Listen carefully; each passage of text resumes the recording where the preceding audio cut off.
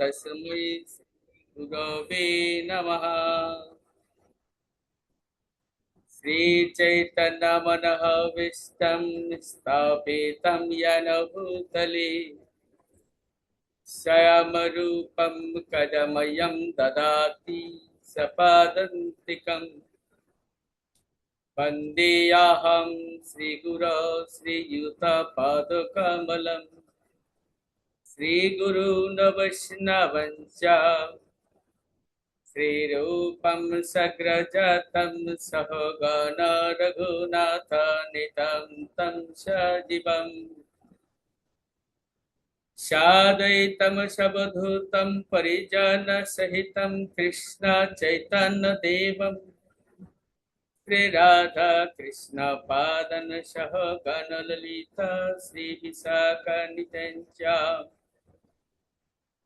नमोऽयं विष्णुपदाय कृष्णपृष्ठाय भूतले श्रीमते जयपताकस्वामिनिति नामिने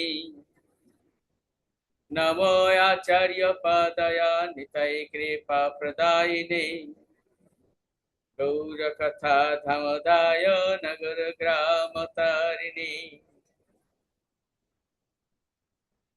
हे कृष्णा करुणा सिंधु दीनबंधु जगतपते गोपेश गोपिकान्त राधाकान्त नमस्तुते तप्त कांचन गौरांगी राधे वृंदावनेश्वरी वृषभानुसुते देवी प्रणमामि हरिप्रिये। जय श्री कृष्ण चैतन्य प्रभु नित्यानंद श्री अद्वैत गदाधर श्रीवासादि गौर भक्त वृंद। हरे कृष्णा कृष्णा कृष्णा हरे हरे हरे राम राम राम हरे हरे। ओम नमो भगवते वासुदेवाय ओम नमो भगवते वासुदेवाय ओम नमो भगवते वासुदेवाय। नारायणं नमस्कृत्य नरं चैव नरोत्तमं देवीं सरस्वतीं व्यासं ततो जयमुदीरये।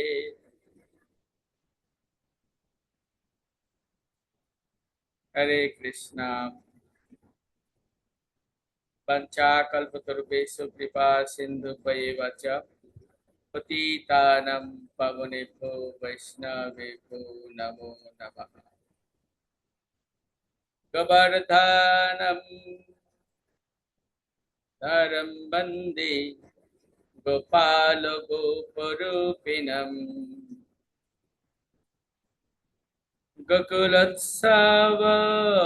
गोकुलोत्सवमीशनं गोविन्दं गोपिकाप्रियम्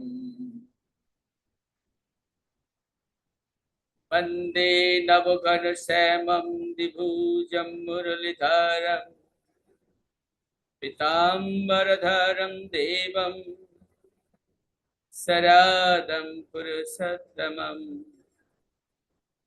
नौमि नवघनश्यामं पीतवाससं श्रीवत्सभासितरक्षं राधिकासहितं हरिं। हरे कृष्णा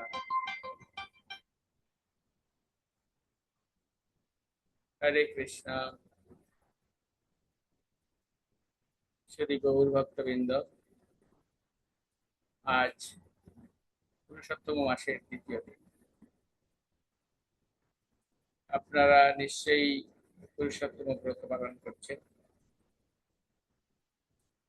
তো সবথেকে আনন্দের বিষয় হচ্ছে এই মাসটা প্রতি 3 বছর পর পর আমাদের কাছে আসে।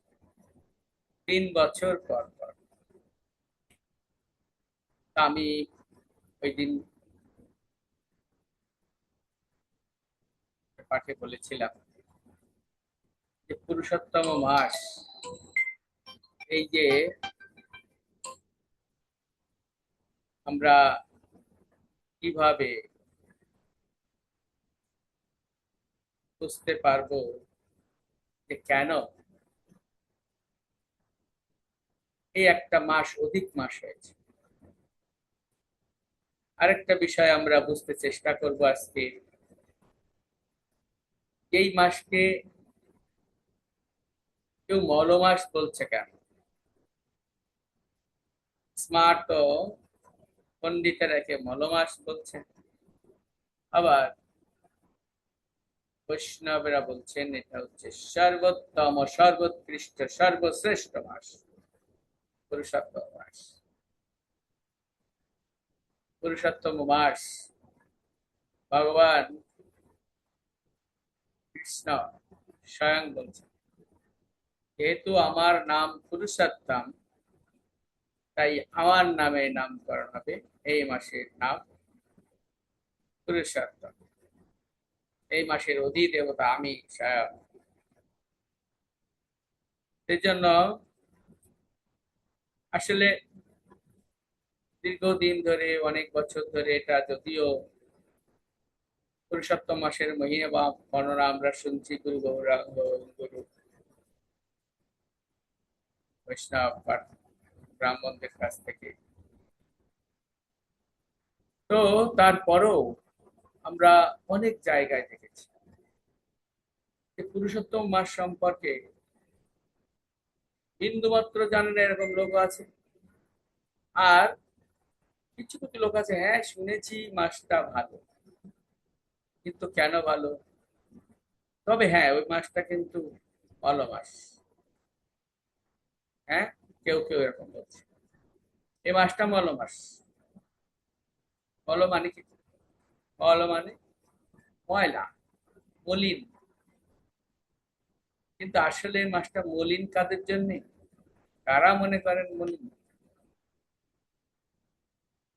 আমরা এই জগতে এসেছি কেন? আমরা এই জগতে এসেছি আমাদের ভগবানের চরণে, ভগবানের সেবায় অপরাধের কারণে, অহংকার অহমিকা বৃদ্ধি পাওয়ার কারণে। এই যে আছে না, কৃষ্ণ ভুলি যেই জীব অনাদি বহির্মুখ, মায়া তারে দেয় সংসার আদি দুঃখ। কৃষ্ণকে ভুলে গেলেই, কৃষ্ণকে ভুলেছি তো আমরা দুর্বিপাকে পড়েছি। কৃষ্ণকে ভুলেছি মানে আমরা অধঃপতিত হয়েছি। কৃষ্ণকে ভুলে গেছি মানে আমরা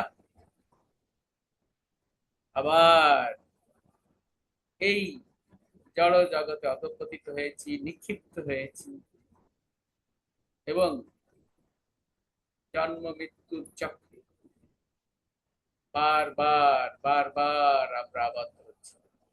এই চক্র থেকে মুক্তি নেই। তো যেটা বলছিলাম, পুরুষোত্তম মাস, এই পুরুষোত্তম মাস অধিক মাস বলা হয়। অধিক মাস, একদল লোক বলেছে মল মাস। তার আগে আমরা জেনে নিই কারা বলেছে মল মাস। যেহেতু আমাদের নির্ধারিত 12টা মাসের ভিতরে এই মাস নেই, এবং এই মাসের মধ্যে খেয়াল করো, এই 12 মাসের মধ্যে সব রকম পূজা পার্বণ তিথি অনুযায়ী, হ্যাঁ, রাশি অনুযায়ী পূজা পার্বণ সবকিছু রয়েছে। তার মানে কি কি পূজা পার্বণ রয়েছে? 33 কোটি দেবতার পূজা পার্বণ, কত রকম পূজা রয়েছে।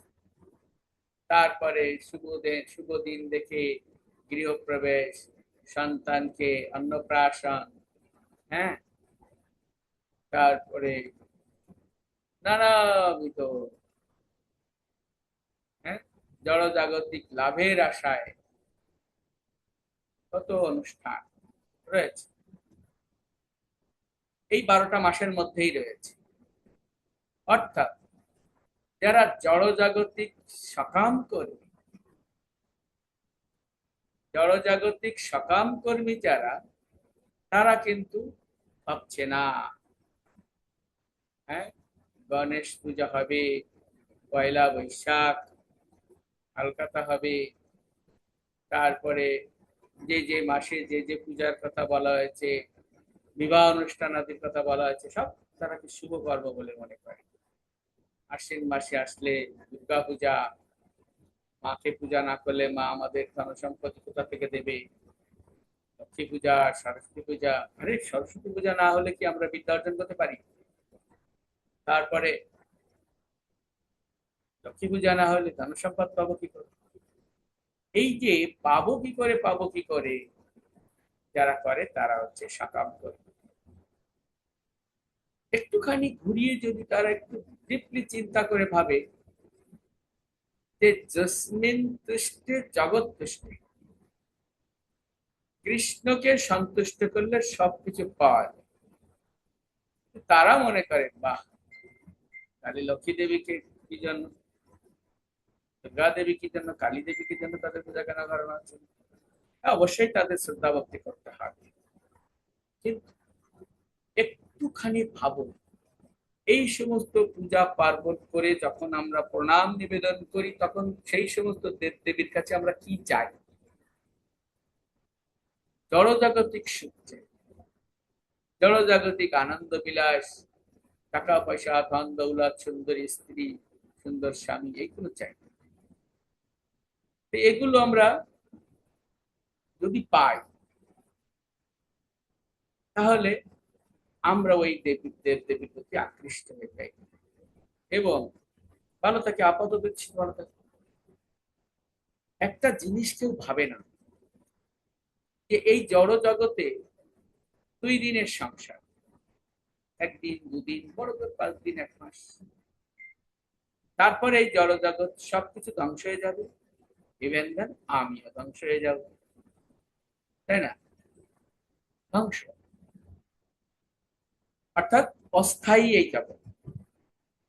দুটো জগৎ আছে, একটা অস্থায়ী জগৎ, সেটা হচ্ছে এই জড় জগৎ, আরেকটা হচ্ছে স্থায়ী। এই স্থায়ী জগৎটা কি? চিন্ময় জগৎ।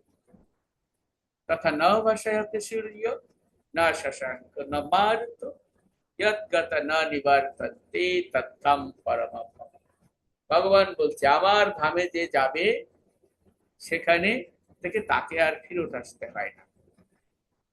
কিন্তু জড় জগতে যারা থাকবে, জন্ম মৃত্যুর চক্রে এবং নিরন্তর দুঃখ কষ্টের ভিতরে থাকতে হবে, কারণ এই জগতের আরেকটা নাম আছে, দুঃখালয়া। দুঃখালয়াম আর শাশ্বত, হ্যাঁ, দুঃখালয়। যেমনটা না আপনারা শুনেছেন যে আপনারা যদি কাপড় চোপড় কিনতে চান, তাহলে কোথায় যেতে হবে? বস্ত্রালয়। যদি বাসন কোসন কিনতে যান, যেতে হবে বাসনালয়। যদি সোনা দানা গহনাগাটি কিনতে চান, যেতে হবে স্বর্ণালয়। সেই জন্য এই জগৎটা একটা দোকানের মতো। এখানে কি পাওয়া যায়? এখানে পাওয়া যায় দুঃখ, দুঃখ, দুঃখ আর দুঃখ। দুঃখালয় বলছে, দুঃখালয়। এই যে জড় জগতের উপরে যারা আকৃষ্ট হয়ে যাবে, যারা বিভিন্ন দেবদেবীর পূজা করে, মূলত তারা পুণ্য অর্জন করে যেতে চায় কোথায়? স্বর্গে। কিন্তু স্বর্গে গেলে কি তাই চিরস্থায়ী ভাবে থাকা যায়? না, থাকা যায় না। সেখানে গেলে আবার কিছুদিনের জন্য আনন্দ ফুর্তি, মানে আনন্দ উদযাপন করার পরে আবার পুণ্য যখন ক্ষয় হয়ে যাবে, আমাদের গীতা কি বলছে? ক্ষীণ পুণ্যে মর্তলোকম বিশান্তি, ক্ষীণ পুণ্যে মর্তলোকম বিশান্তি। পুণ্য যখন ক্ষয় হয়ে যাবে, তখন আবার এই জন্ম মৃত্যুর চক্রে আমাদের আসতে হবে, এই জড়জগৎ। হ্যাঁ, আমরা যদি স্বর্গে যাই, তাহলে সেটাও কিন্তু জড়জগতের ভিতরে পড়ে। জড়জগতের ভিতরে একটা অংশ হচ্ছে স্বর্গ। তো এই জন্য এটা আসলে চাওয়া উচিত। তো যেটা বলছিলাম, যে সমস্ত মানুষ এই সকাম করবে, যারা নিজেদের কাজের ফল, নিজেদের কর্মের ফল নিজেরাই ভোগ করতে চায়, তারা সকাম করবে।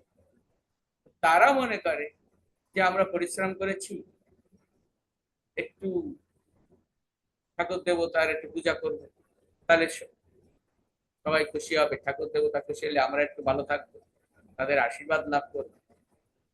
কিন্তু এই সমস্ত দেব দেবীদের উপাসনার ফলে ওই যে আমাদের স্বর্গে যেতে হবে এবং সেখান থেকে পূর্ণ কায়ের ফেরত আসতে হবে, তাহলে কি হচ্ছে? এই জড় জগতেই নিরন্তর দুঃখ কষ্ট, এই দুঃখ লায়াবৃত্তির আমাদের পূর্ণিপাত থেকে হচ্ছে। এই সমস্ত লোকেদের কাছে এই মাসটা হচ্ছে মলমাস।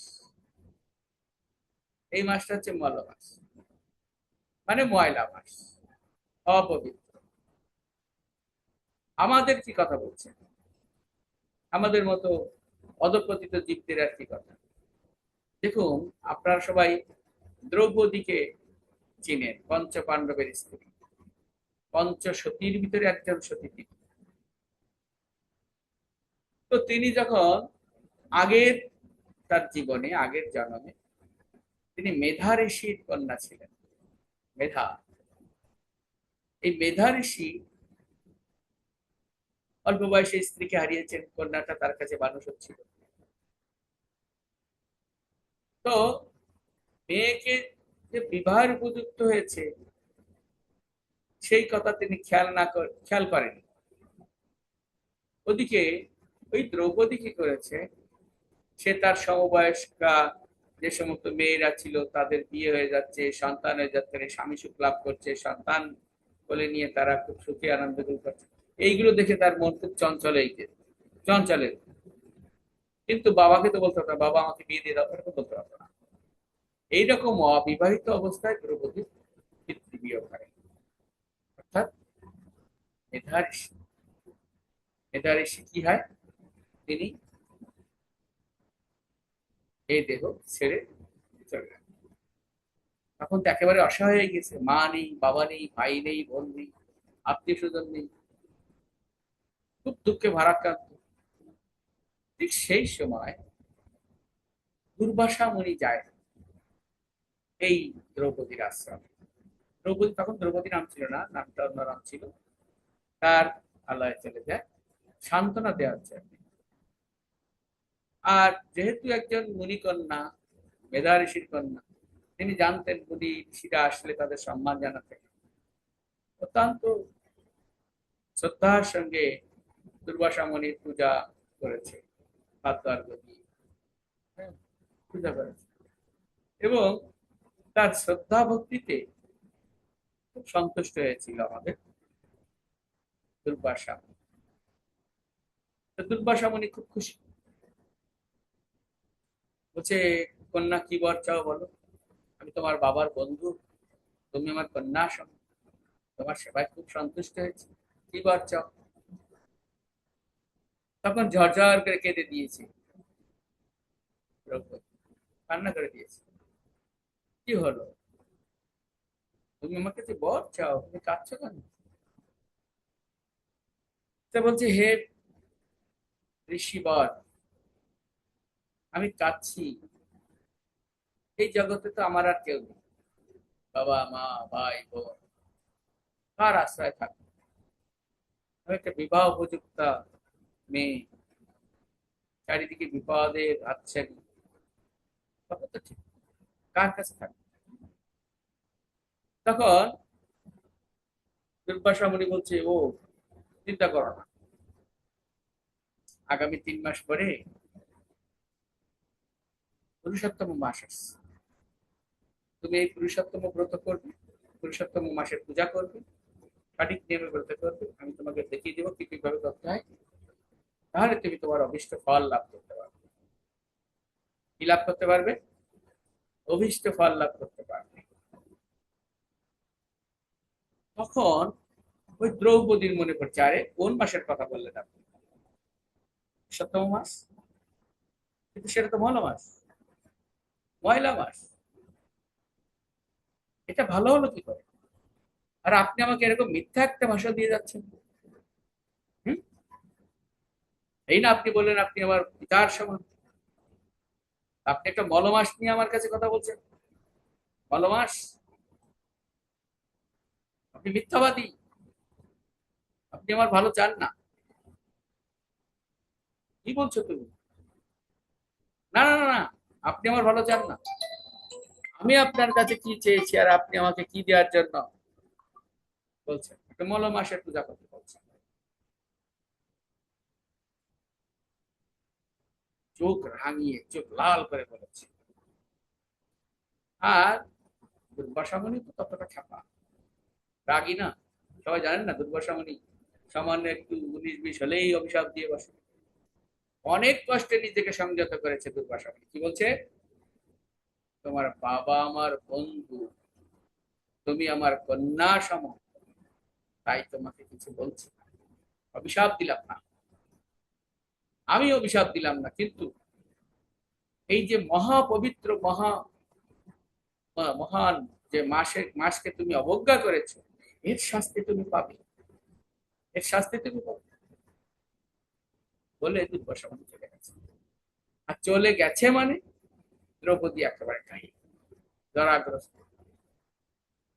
তার স্ত্রী চেহারা এত সুন্দর লাবণ্যময় যে তার রূপ ছিল, একেবারে ধ্বংস। শান্ত ক্লেশকর পরিস্থিতিতে সে কোনো উপায় না দেখে শিবের আরাধনা শুরু করেছে, শিব ঠাকুর। আমরা জানি না শিব ঠাকুর তার আর এক নাম আশুতোষ, তাই না? তো কি হয়েছে? শিব ঠাকুর সন্তুষ্ট হয়ে দেখা দিয়েছে। হ্যাঁ মা, তুমি কি চাও? বর চাও। এবং শিব ঠাকুর যখনই তার সামনে সাজিয়ে রয়েছে না, তার সমস্ত সেই ভগ্ন দেহ আবার পুনর্গঠিত হয়েছে, সুন্দর আগের মতো আবার সুন্দর হয়ে গেছে। শিব মঙ্গলময়, তিনি যাকে দর্শন দেন তার সব কিছু সুন্দর হয়ে যায়। তো বলছে যে আমি তো অসহায়, একটা ভালো স্বামী খুঁজেছি। এই ভগবান শিব, আপনি আমাকে একটা আমার আশ্রয়, যাতে সুন্দর আশ্রয় পেতে পারি এমন একজন স্বামী প্রদান করুন। হে ভগবান, হে শিব ঠাকুর, আপনি আমাকে একটা স্বামী প্রদান, ভালো স্বামী যাতে পাই সেই আশীর্বাদ করুন। কথাটা সে 5 বার বলেছে। 5 বার বললে পঞ্চমুখে শিব ঠাকুর তিনি বলেছেন তথাস্তু। হ্যাঁ, তুমি যে বর প্রার্থনা করেছো অবশ্যই পূরণ হবে, তোমার 5 জন স্বামী হবে। দ্রৌপদী বলছে কি বললেন? 5 জন স্বামী আমি চেয়েছি। তোমার হ্যাঁ 5 বার চেয়েছো, 5 বারই আমি ইয়েস বলেছি, তথাস্তু বলেছি, 5টা স্বামী হবেই তোমার। না না না না না, সে যদি আমি চেয়েও থাকি ভুল করে চেয়েছি, আপনি ক্ষমা করুন।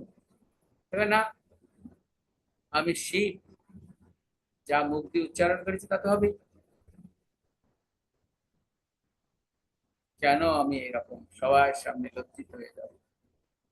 তো দেখো, এর আগে দুর্বাসা মুনিকে তুমি জাগিয়ে দিয়েছো। এই পুরুষোত্তম মাসের অবজ্ঞা করে, পুরুষোত্তম মাসকে অবজ্ঞা করে তুমি দুর্বাসা মুনিকে রাগিয়ে দিয়েছিলে, কিন্তু সে তখন তোমাকে কি করে নাই? সে তখন তোমাকে অভিশাপ দেয় নাই, তোমার পিতৃতুল্য বলে। কিন্তু যে মাসকে অবজ্ঞা করেছে স্বয়ং ভগবান, যার অধিদেবতা, সেজন্য তুমি কষ্ট পাচ্ছিলে। মনে করতে পারো আমার দ্বারা যে বর প্রাপ্ত হলো সেই বরটাও তারই কারণ, তোমাকে ভোগ করতে হবে পাশা। তবে হ্যাঁ, তুমি সতী থাক, তারপরে তোমার এই যন্ত্রণা ভোগ করতে হবে। দেখুন, যেটা বলছিলাম, পুরুষোত্তম মাস, এটা সকাম কর্মীরা যারা মলমাস বলছে, সেই দ্রৌপদী মেধা ঋষির কন্যা, সেও কিন্তু তাকে মলমাস বলে জানত। সেই মাসকে অবজ্ঞা। তাহলে কারা ভালো মাস বলে? যারা সকাম করে, যারা কি স্মার্ত পণ্ডিত, স্মার্ত পণ্ডিতরা, তারা অবজ্ঞা করে। এখন কথা হচ্ছে যে আমি অবজ্ঞা করলাম আর কেউ অবজ্ঞা করলো না, আসলে এই মাসটা কি? কেন অবজ্ঞার প্রশ্ন উঠছে? কেন ভালো মাস বলা হচ্ছে? আর কেন বা উৎকৃষ্ট, মহা শ্রেষ্ঠ মাস বলা হচ্ছে? তো বিষয়টা হচ্ছে, আমাদের যে বৎসর গণনা করা হয় না, এই বৎসর গণনায় দেখবেন একটা আছে চান্দ্র মাস আর একটা আছে সৌর মাস। মানে চন্দ্রের গতিবিধির উপরে ভিত্তি করে একটা মাস গণনা করা হয়, আর সূর্যের বিভিন্ন রাশিতে গতিবিধির উপরে একটা মাস কিংবা বছর গণনা করা হয়। এই গণনা করার সিস্টেমের কারণে প্রতি মাসে, প্রতি বছরে 10 দিন 21 ঘন্টা এরকম একটা ডিফারেন্স হয়ে যায় সৌর মাস এবং চান্দ্র মাসের মধ্যে, অতিরিক্ত। এই যে অতিরিক্ত মাস, অতিরিক্ত দিন, কতগুলো দিন দেখবেন ইংরেজি, ইংরেজি মাসেও কিন্তু অধিক দিন আছে, আছে না? কোন কোন বছর 365 দিন, কোন কোন বছর 366 দিন, আছে না? সেখানে অধিক দিন মাত্র একটা থাকে। যদি আপনারা জানতে চান তাহলে আমি হয়তো এটা বলার চেষ্টা করব, কিভাবে চন্দ্র এবং সূর্যের গতিবিধির উপরে মাসের দিন কমে যাচ্ছে বা বেড়ে যাচ্ছে। তো আসলে প্রতি মাস, প্রতি বছরে যে 10 ঘন্টা, 10 দিন 21 ঘন্টা এরকম একটা টাইম ডিফারেন্সে যাচ্ছে, এইভাবে যদি হয় তাহলে 3 বছরে কতদিন হয়? প্রায় 1 মাস হয়ে গেল। এই 1 মাস, এই 1 মাস সময়টা এই 12 মাসের ভিতরে নেই। বৈশাখ, জ্যৈষ্ঠ, আষাঢ়, শ্রাবণ, ভাদ্র, আশ্বিন, কার্তিক, অগ্রহায়ণ, পৌষ, মাঘ, ফাল্গুন, চৈত্র, এর ভিতরে নেই। যে কারণে নর্মাল মাসের ভিতরে সেটা কাউন্ট হচ্ছে না। বছরের যে 12টা মাস, সেই 12টা মাসে তিথি নক্ষত্র অনুযায়ী বিভিন্ন রকম পূজা পার্বণের কথা, শুভ দিনের কথা বলা হয়েছে পঞ্জিকা অনুযায়ী বা জ্যোতিষ শাস্ত্র অনুযায়ী বলা আছে। কিন্তু এই যে অধিক মাসটা হচ্ছে, এই মাসগুলোতে তো কোনো নেই এই শুভ দিনের নির্ঘণ্ট, নাই। তাই ওই স্মার্তরা বলছে, তাই ওই সকামকারীরা বলছে এই কয়টা, এই যে অধিক মাস বা এটা মল মাস, এর ভিতরে শুভ কর্ম নাই। তাদের দৃষ্টিতে শুভ কর্ম মানে আগেই বলেছে, বুঝতে পারবো। এই যে অনুষ্ঠানগুলো, সকাম কর্মীদের অনুষ্ঠানগুলো আমাদের প্রত্যেকটা বিষয়ে এই জড়জগতের সঙ্গে বন্ধনে আবদ্ধ করে নেই। তখন ভগবান বললেন এই একটা মাস তার অধিদেবতা আমি, আমার নাম পুরুষোত্তম, এই নামে নামকরণ করবেন। এই মাসে তিনি একবার হরিনাম করবেন, অন্য মাসের তুলনায় 10,000 না, 1,000 অধিক, অধিক গুণ, গুণ লাভ করবেন। এমনিতেই আমাদের যে মাসগুলো আছে না, সেই মাসগুলোর ভিতরে কিন্তু দামোদর, দামোদর একটু অধিক, বাংলায় কার্তিক, বৈশাখ, আগ্রান, হ্যাঁ এই সমস্ত মাসগুলো একটু মূল্যবান। দামোদর তার মধ্যে একটু ভালো, কিন্তু দামোদর মাসে অন্যান্য মাসের তুলনায় 100 গুণ অধিক ফল লাভ করা যায়। আর এই দামোদর মাসের থেকেও আরো 1,000 গুণ ফল লাভ করা যায় হচ্ছে কি ফল? এখানে কোনো সকাম কর্ম নেই। ভগবান বলছে এই মাসে যারা একটু পুণ্য করবে। আর বৈষ্ণবেরা কি করে? বৈষ্ণবেরা তো হরিনাম করে, হরে কৃষ্ণ কৃষ্ণ কৃষ্ণ হরে হরে, হরে রাম রাম রাম রাম হরে হরে। গৌরাঙ্গ মহাপ্রভু কর্তৃক প্রবর্তিত বা নির্দেশিত বা বলদেব এই হরিনাম সংকীর্তন কৃষ্ণ খুব খুশি হয়। গৌরাঙ্গ মহাপ্রভু তিনি কৃষ্ণ খুশি হয়। তাহলে যেহেতু কোনো সকাম কর্ম নেই, তাহলে নিষ্কাম কর্ম করো, অকাম কর্ম করো, অকাম কর্ম। এবং এত বেশি ফলপ্রদ যে অন্তিমে তিনি এই পুরুষোত্তম মাসের ব্রত পালন করবেন, পূজা করবেন, পুরুষোত্তম মাসের যে করণীয় গুলো করবেন, তার ফলে মৃত্যু পর তিনি অবশ্যই গোলকধাম প্রাপ্ত হবেন। গোলকধাম চিন্ময় জগৎ, ওই যে বললাম, তথা ন ভাসায়তে সূর্য ন শশাঙ্ক ন মারুত, यद गता न निवर्तन्ते तद्धम परमম মম, ভগবান বলছেন তদ্ধম পরমম মম, সেখানে আসতে হবে। এই জন্য পুরুষোত্তম মাসের মহিমা মানে বলে শেষ করা যায় না। পুরুষোত্তম মাসের এত মহিমা, এই জন্য মলমাস বলে চিন্তা করে এই মাসটাকে অবহেলা করবেন না। এটা মলমাস নয়, একদম ফ্রেশ। হ্যাঁ, এই মাসে কোনো যারা শুধু বৈষ্ণবেরা নয়, শুধু সাধুরা নয়, যারা সকাম কর্মী, যারা সকাম কর্মী, যারা আহ জন্ম মৃত্যু চক্রে যারা বাধ্য হয়ে আছে, তারাও যদি এই মাসে হরিনাম সংকীর্তন করে, কৃষ্ণের সন্তুষ্টি বিধানের জন্য পূজা পার্বণ করে, হ্যাঁ, বেশি বেশি গ্রন্থ অধ্যয়ন করে, বেশি বেশি জপ করে, মানে তারাও একই ফল লাভ করবে। শুধু পাপি তাপি যত ছিল হরিনামে উদ্ধারিত, পাপি তাপি যত ছিল হরিনামে উদ্ধারিত, তাই না? আমরা সাক্ষী আছি এই জায়গায় মাথায়। কিন্তু এই যে পুরুষোত্তম মাস, সে আসছে কি করে? এই পাপি তাপিকে উদ্ধার করাচ্ছে স্বয়ং ভগবান। হরিনাম করো, একবার হরিনাম করলে 1000 বার হয়ে যাবে। তাহলে হরিনাম করতে হবে, ভগবানের সত্য সিদ্ধারের জন্য কাজ করতে হবে, তাই না? তাহলে এই বিষয়টা খুব খেয়াল রাখতে হবে। বেশি বেশি হরিনাম, বেশি বেশি হরিনাম।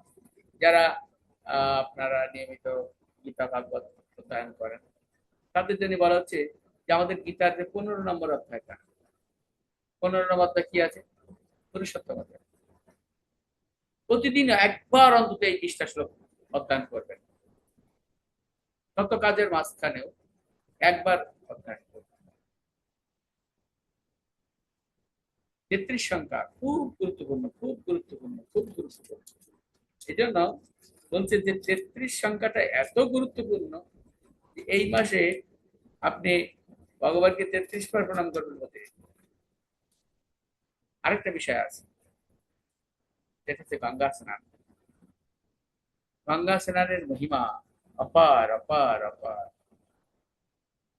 তীর্থ স্নান করবেন।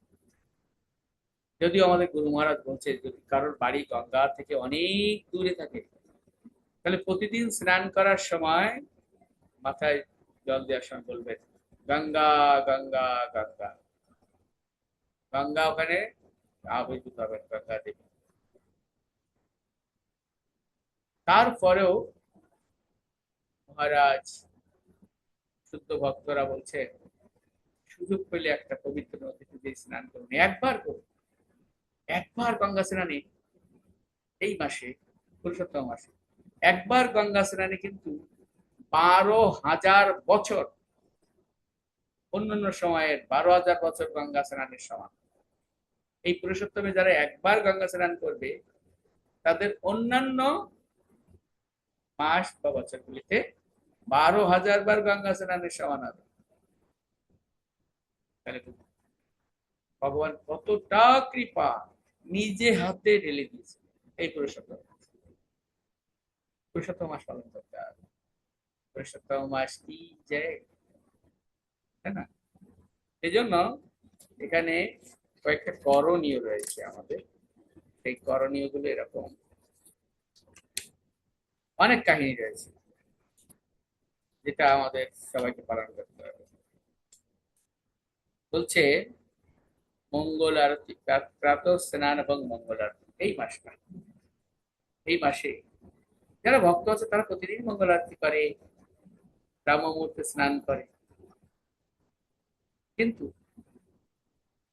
আপনারা যারা সেটা করেন না, একদিন করে দেখুন, ভোরবেলা স্নান করে এসে ভগবানের নাম করতে দেখুন কি ভালো লাগবে, কি ভালো লাগবে। আর যদি এই ভগবানের এই পুরুষোত্তম মাসের সেবা করতে চান, তাহলে প্রতিদিন ব্রাহ্ম মুহূর্তের পূর্বে গাত্রোত্থান করে স্নান, মঙ্গল আরতিতে অংশগ্রহণ করবে। জানি না তো মঙ্গল আরতি কেমন করে করে, তো যারা করছে ওটা দর্শন করুন, কিংবা নিজে কৃষ্ণের চরণে ফুল তুলসী দিয়ে আরতি কীর্তন করুন, তাই না? নর্মাল ছেলে না, গীত গীত প্রদীপ দিয়ে আরতি করলে খুব ভালো। যদি সেটা সম্ভব না হয় তাহলে তিলের তৈল কি করবে, তিলের তৈল তো করবে, তাহলে খুব ভালো হবে। হ্যাঁ, তো বলছে এখানে স্নানের সুবিধা। আরেকটা বলছে হরে কৃষ্ণ মহামন্ত্র জপ এবং কীর্তন। বলছে পুরুষোত্তম মাসে প্রতিদিন নির্ধারিত সংখ্যামালার অতিরিক্ত, অতিরিক্ত কত 24, 32, 33, 48, 64 বা তদূর্ধ্ব জপ করা উচিত, এবং যত বেশি সম্ভব হরে কৃষ্ণ মহামন্ত্র সংকীর্তনে অংশগ্রহণ করা উচিত। হরে কৃষ্ণ কৃষ্ণ কৃষ্ণ হরে হরে, হরে রাম রাম রাম হরে। 3 নম্বর, স্তোত্র পাঠ, ভাগবত গীতা, চৈতন্য চরিতামৃত, 3টে গ্রন্থ তো আমাদের জন্য অতি অবশ্যই নির্ধারিত, প্রত্যেকটা ভক্তের করা উচিত। সেটা হচ্ছে প্রাথমিক শ্রীমদ ভাগবত গীতা, দ্বিতীয় শ্রীমদ ভাগবত, তৃতীয় চৈতন্য চরিতামৃত। এই গ্রন্থগুলো অধ্যয়ন করতে হবে। তারপরে কি করতে হবে? প্রতিদিন চৌরাগ্রগণ্য পুরুষাষ্টকম, জগন্নাথ অষ্টকম, নন্দন নন্দনাষ্টকম, রাধা কৃষ্ণের কৃপা কটাক্ষ স্তোত্রম প্রভৃতি নিজ অভীষ্ট স্তোত্রাবলী পাঠ এবং পূর্বতন আচার্য কৃত ভজন কীর্তন করা। পূর্বতন আচার্য কৃত, আমাদের আগে যে সমস্ত আচার্যরা যে সমস্ত ভজন করে ভগবানকে লাভ করেছেন সেই ভজন কীর্তন। তারপরে অবশ্যই আমি আগে বলেছি প্রতিদিন আপনারা পুরুষোত্তম যোগটা গীতা থেকে পড়ুন, আর ভাগবতের 10ম স্কন্ধের 14 নম্বর অধ্যায়ের ব্রহ্মস্তুতি, এটা যদি প্রতিদিন একবার করতে পারেন, অধ্যয়ন করতে পারেন, হ্যাঁ, তাহলে খুব ভালো, খুব ভালো, খুব ভালো। একটা বলেছি 33 সংখ্যা, 33 সংখ্যাটা খুব গুরুত্বপূর্ণ। 33 বার দেখুন বলছে এ মাসের 33 সংখ্যাটি বিশেষ গুরুত্বপূর্ণ, তাই রাধা কৃষ্ণের উদ্দেশ্যে 33টি বার দণ্ডবাদ প্রণাম করুন, 33 সংখ্যক প্রদীপ দান করুন, 33 সংখ্যক ফল পুষ্প প্রদান করুন, যে কোনো সেবায় 33 সংখ্যাটার ব্যবহার করুন। খুবই মানে ফলপ্রদ। পুরাণে উল্লেখ আছে এ মাসে কৌশিক মুনি এবং তার পুত্র মৈত্র মুনি ব্রাহ্মণগণকে 33 সংখ্যক আপুপ দান করেছিলেন। আপুপ মানে কি? আতপ চাল, শর্করা, ঘৃত ইত্যাদি দ্বারা তৈরি পিষ্টক মানে পিঠা। তারপরে আরেকটা বিষয় আছে, সেটা করা উচিত, অবশ্যই করতে হবে, প্রত্যেকটা ভক্ত করেন, সেটা হচ্ছে দীপদান। পরম পুরুষোত্তম ভগবান শ্রীকৃষ্ণের সন্তুষ্টির জন্য প্রতি সন্ধ্যায় ঘৃতবদীপ প্রদান করুন। করা কর্তব্য, এবং সামর্থ্য থাকলে ঘৃতবদীপ নতুবা তিল প্রদীপ, এটা আমি আগেও বলেছি, প্রদান করুন। योगो ज्ञानम तत्संख्यम तंत्राणि सकलानि पुरुषोत्तमं दीपस्य कौल नास्ति षोडशे नाम তো বলছে তারপর আর একটা কি, তারপরের পদক্ষেপটা কি? শ্রীমদ ভাগবত শ্রবণ।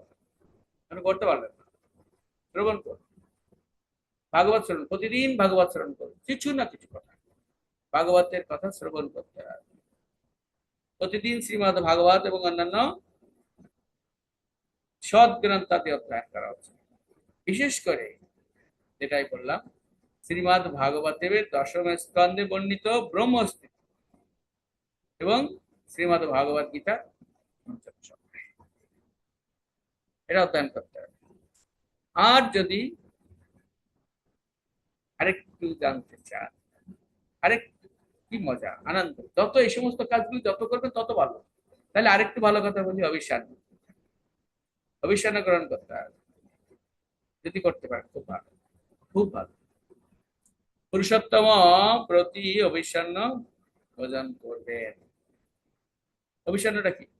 হচ্ছে গম, আতপ চাল, মুগ ডাল, জব, তিল, মটর, কাংলি, তন্দুর, কুড়ি তন্দুর, বেত শাক, এলাঞ্চা শাক, আদা, কালো শাক, মূলক, কন্দমূল, কাকুর, কলা, সান্দব লবণ, দধি, ঘৃত, অনুস্কৃত দুগ্ধ সার, কাঁঠাল, আম, হরিতকি, পিপ্পল, জিরা, সুট, তেঁতুল, প্রমুখ, আতা, আমলকি, ইক্ষুজাত চিনি, মিশ্র, অতৈলপক্ষ ব্যঞ্জনাদি, এই দ্রব্য, এই সবগুলো মিলে বলা হয় অভিশান। এগুলো অভিশান করে। আরো অনেক নিয়ম আছে, যদি আপনারা শুনতে চান। Yes are not? যদি শুনতে চান তাহলে সেটা কি? যে সর্বপ্রকার আমিষ ত্যাগ করতে হবে, মৎস্য, মাংস, মধু, এই মাছটা ত্যাগ করবে। আর ভক্তরা কিন্তু অবশ্যই ত্যাগ করে আছে, এটা খেয়াল করতে হবে। কি বললাম? মধু, কুলকর্কটি ফল, সরিষা, সমস্ত মাদক দ্রব্য পরিত্যাগ করবে। ছোলা, ডাল, তিল, তেল, কাকরযুক্ত অন্ন, ভাবদুষ্ট, ক্রিয়াদুষ্ট, শব্দদুষ্ট দ্রব্য সকল পরিত্যাগ করবে। পরান্ন ভোজন করা যাবে না। পরদ্রোহ, পরদার গমন পরিত্যাগ করবে। পুরুষোত্তম মাসের দেবতা, বেদ, গুরু, গো, প্রতি, স্ত্রীলোক, রাজা এবং মহাজনদের নিন্দা করবে না। হ্যাঁ, জন্তুর অঙ্গোদ্ভূত চূর্ণ, আমিষ ও ফলের মধ্যে জম্বির অর্থাৎ গোড়া লেবু, এগুলো খাওয়া যাবে না, এগুলো আমিষ। ধানের মধ্যে মশরিকা এবং পর্যুষিত অন্ন আমিষ। ছাগি, গাভী এবং মহিষ ব্যতীত অন্য দুগ্ধও আমিষ পাবে না। ব্রাহ্মণের বিকৃত সর্বপ্রকার লবণ এবং অভিজাত লবণ, তাম্র পাত্রস্থিত দ্রব্য, চর্মস্থিত জল এবং নিজের জন্য পাচিত অন্ন, নিজের জন্য যে অন্ন, নিজের জন্য রান্না করা অন্ন খাওয়া যাবে, এগুলো আমিষ। তো আরো অনেক নিয়ম আছে, সেটা হচ্ছে কি? ব্রহ্মচর্য পালন করতে হবে। এই মাসটা ব্রহ্মচর্য পালন করবে, স্বামী স্ত্রী হলেও ব্রহ্মচর্য পালন করবে। হ্যাঁ, অর্থাৎ অমৈথুন, অধঃসজ্জা, পত্রাবলিতে ভোজন, বিকালে ভোজন, পুরুষোত্তম মাসের প্রসাদ, রজস্বলা, ম্লেচ্ছ, পতিত, তারপরে ব্রাত্তা ব্যক্তি, দ্বিজোদ্দেশী, বেদবাচ্য, এই সকল ব্যক্তির সাথে আলাপ করবে না।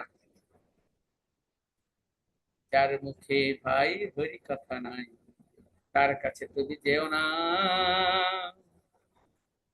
তাই না? এই সকল ব্যক্তির সাথে আলাপ করবে না।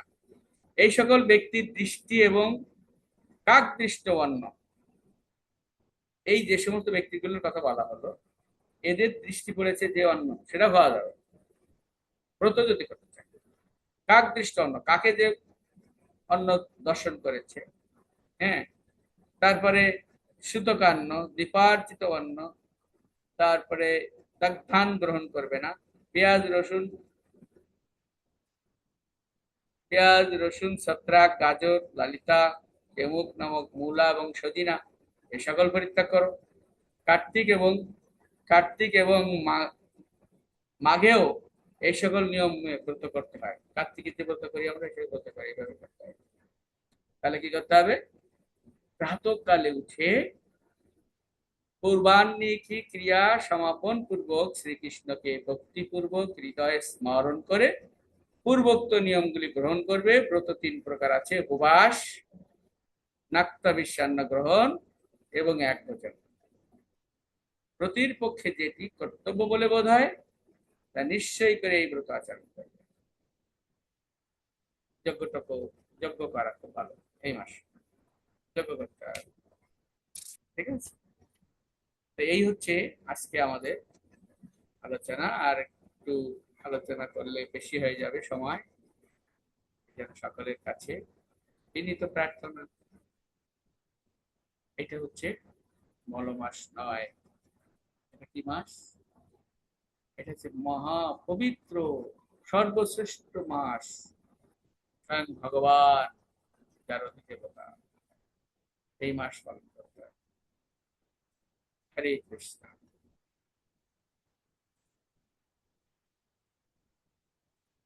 সবাই ভালো থাকুন এবং